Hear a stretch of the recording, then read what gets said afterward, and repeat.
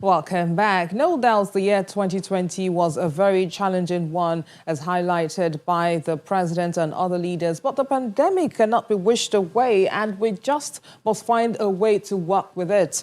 Let's find out how to do this. And joining us on the program is a productivity consultant and the president of the Institute of Productivity and Business Innovation Management, Mr. Remy Dairo, who has taken out time to be with us right here in the studio.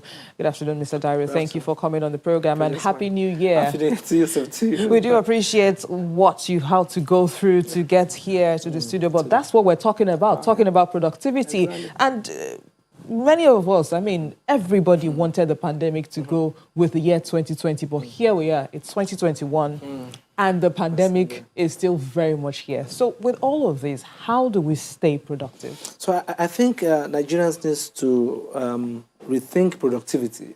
Productivity is no more about appearing in the office anymore. So we need to go digital. So offices have to, as much as possible, how can we work from home? It's a reality because there's so much traffic everywhere. It's because everybody's trying to meet up with particular job or opportunity or the other and all that. So if we are going digital, that means we can stay in our houses with our laptop or your palm top or your phone, and you can make things happen. But that cannot happen if there's no electricity, because you need to get power to to put your system in order. Number two, data is very important. So it's not a point where you say, oh, I don't have money for data, or how do I get data? So those things are things that government have to put in place for us to be able to get that kind of level of productivity. Because physical productivity is a lowest level of productivity, but intellectual, smart productivity is the highest level, which is the global productivity today. And Nigeria should be, should up their game to that level now. Well, some would say it's not every business that can be transacted online. It's not all offices that can work, digitally. So what about people who fall into this category? So people who also fall in the category of appearing in office must also up their game. Now, before you might be able to just do little things and get the results. So today you must be able to upgrade your level of knowledge and skill in your industry, so that when you appear at work, you'll be able to do much more than what you are expected.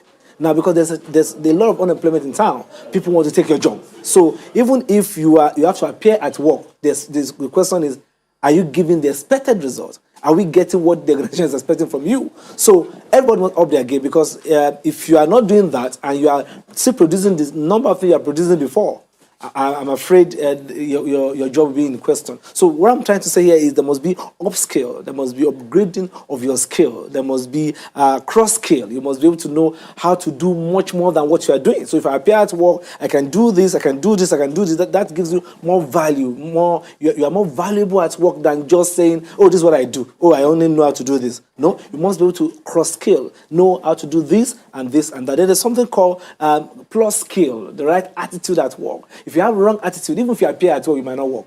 If you have wrong attitude to work, you might be physically at work. I say, okay, you are not using it, but you are here, and then you are not doing anything. So there must be a way where we can measure what exactly productivity is per day. If I cannot measure productivity, then we cannot actually say this person is productive, and then it's very dangerous to say productivity. What about the role of employers now? I mean, yes, we've seen a lot of remote working but then there have also been complaints by some employees that, look, my employer thinks that because I'm working from home, I'm not doing much, or my employer thinks because I'm working from home, then there's probably no resumption time, so to speak, and there's no time to close. So what about issues like that? All right, so I think employers also need to be trained on the new productivity model. So there is the new model for HR now for employers. You must understand, how do we measure? Because what employers, the complaints from the employers is that, are we sure they are working? She's not sleeping at home. So let me bring so much so that I'll make sure I get my best out of the time that she's using at home. So what I think employers should do is